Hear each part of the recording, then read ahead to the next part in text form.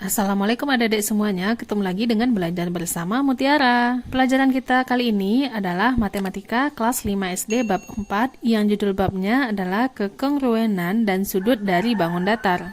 Ada beberapa video ya nanti tentang bab ini, jadi kamu harus simak video ini dari video pertama ini. Apakah mungkin memahami bentuk hanya dengan kata-kata? Farida sedang menggambar segitiga pada buku berpetak dengan ukuran petak 1 cm. Dia meminta temannya untuk menggambar bangun yang sama. Dia mencoba untuk menjelaskan bangun tersebut dengan kata-kata di papan tulis. Pertama, ayo gambar segitiga ABC. 2. Panjang BC adalah 3 cm. Panjang garis tegak lurus dari A ke BC adalah 2 cm. Dua bangun datar dikatakan kongruen jika kedua bangun datar tersebut tepat berhimpit saat bangunan yang satu diletakkan di atas bangun yang lain. Nah, itu ya arti kongruen. Pertama, bangun datar yang kongruen. Ayo pikirkan cara menggambar segitiga yang kongruen dengan segitiga ABC berikut ini. Ayo pikirkan cara menggambar segitiga yang kongruen dengan jangka dan busur. Ayo mengeksplorasi cara menggambar bangun yang kongruen dan sifat-sifatnya.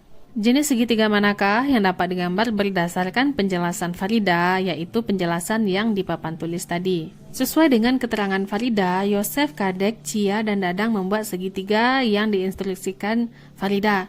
Pertama, ayo gambar segitiga ABC. Semuanya benar ya, semuanya menggambar segitiga ABC. Panjang BC adalah 3 cm, di mana satu kotak adalah 1 cm. Coba lihat gambar Yosef, Kadek, Cia, Dadang, B ke C itu 3 cm semuanya. Lalu yang ketiga, panjang garis tegak lurus dari A ke BC adalah 2 cm. Yosef, Kadek, Cia, dan Dadang sama-sama 2 cm garis tegak lurus dari A ke C, itu sama-sama 2 cm. Nah, yang dimaksud Farida segitiga yang mana? Lanjut kita ke halaman berikutnya dulu. Ayo pikirkan cara menggunakan jangka dan busur untuk menggambar segitiga yang kongruen. Aku menggambar garis yang sama dengan BC. Sekarang kita harus menentukan posisi dari titik A. Ayo diskusikan cara menentukan posisi dari titik A.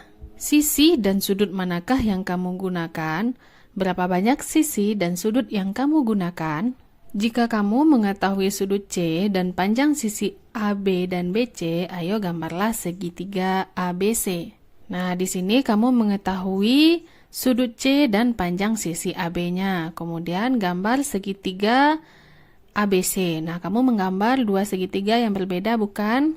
Nah, setelah digambar, sudut C-nya sudah sesuai, panjang AB-nya sudah sesuai. Nah, yang perbedaannya yaitu gambar AC. Kamu menggambar dua segitiga yang berbeda, yaitu panjang AC-nya yang berbeda. Ayo simpulkan bagaimana cara menggambar segitiga yang kongruen. Ayo jelaskan. Pertama, ide Farida, mengukur panjang dari dua sisi dan besar sudut di antara dua sisi tersebut untuk menggambarnya. Pertama, gambarlah sebuah sudut sebesar 50 derajat. 2. Buatlah lingkaran dengan jari-jari 2 cm dari titik B. Tarik garis dari titik C menuju potong nomor 1 dan 2. Lanjut, ide Dadang. Mengukur besar dari dua sudut dan panjang sisi di antara dua sudut tersebut untuk menggambarnya. Pertama, sama dengan Farida, gambarlah sebuah sudut sebesar 50 derajat. Ukurlah sudut B sebesar 60 derajat. Lalu tarik garis dari titik C menuju titik potong nomor 1 dan 2.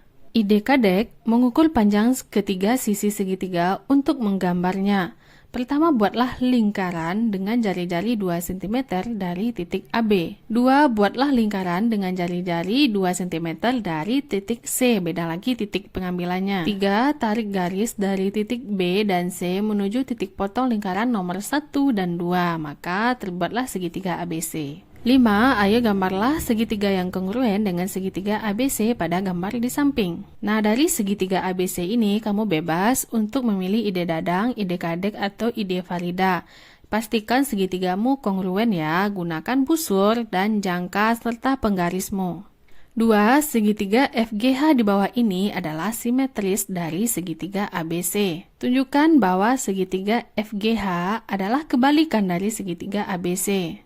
Ada dua segitiga, segitiga ABC dan segitiga FGH. Katanya kedua segitiga ini simetris. Ayo tunjukkan apakah kedua segitiga tersebut tepat berimpit saat segitiga yang satu diletakkan di atas segitiga yang lain. Dua bangun datar juga dikatakan kongruen jika kedua bangun tersebut tepat berimpit dengan kebalikannya. Dalam bangun yang kongruen berlaku pertama, titik yang saling berimpit disebut titik yang bersesuaian. Sisi yang saling berimpit disebut dengan sisi yang bersesuaian. Sudut yang saling berimpit disebut sudut yang bersesuaian.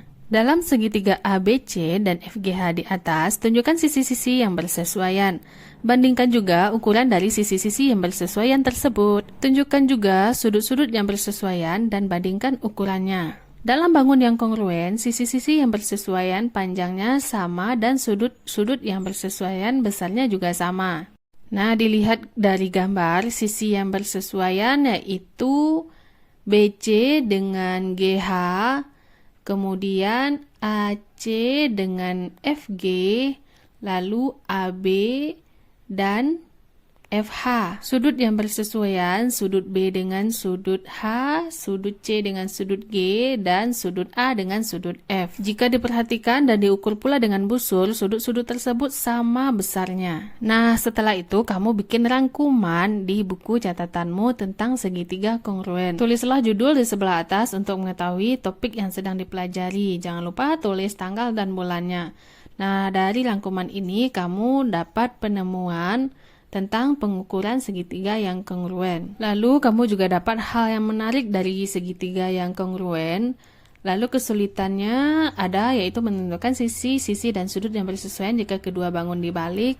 Kemudian ada ide yang bagus dari teman. Jika kamu mengetahui ide yang bagus dari temanmu, tulislah ide tersebut. Setelah tadi belajar tentang segitiga yang kongruen, saatnya belajar segi empat kongruen. 3. Ayo pikirkan cara menggambar segi empat yang kongruen dengan segi empat ABCD di bawah ini.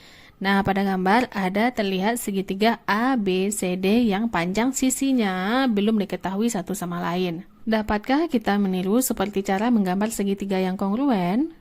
Jika kamu mengukur keempat sisi segi empat untuk menggambar, dapatkah kamu menggambar segi empat yang kongruen? Nah, perhatikan pada gambar, ada seorang anak sedang memegang segi empat, lalu di sebelahnya juga ada segi empat dengan panjang sisi yang sama. Lalu aku mengukur keempat sisi dan menggambarnya, tetapi aku mendapatkan bangun datar yang berbeda. Aku membagi segi empat menjadi dua segitiga menggunakan diagonalnya. Jadi, ayo diskusikan cara menggambar segi empat yang kongruen dengan teman sekelasmu. Bagaimana kita menentukan posisi dari keempat titiknya? Pertama, ada ide Dadang, mengukur besar sudut A dan sudut C dan menentukan titik D. Nah, di sini ada panjang yang sama dengan sisi AB, lalu ada panjang yang sama pula dengan sisi BC. Lalu ada sudut yang besarnya sama dengan sudut B. Lalu cari pula sudut yang besarnya sama dengan sudut A dan sudut yang besarnya sama dengan sudut C. Lanjut ide Farida, menggunakan ide Cia saat menggambar segitiga yang kongruen untuk menentukan titik D pada segi 4, lalu mengukur panjang sisi AD dan CD. Sama dengan idenya Dadang tadi, panjang yang sama dengan sisi BC dan AB, lalu sudut yang besar yang sama dengan sudut B. Lalu buatlah lingkaran dengan jari-jari yang sama dari titik A dan titik C, kemudian tentukan titiknya.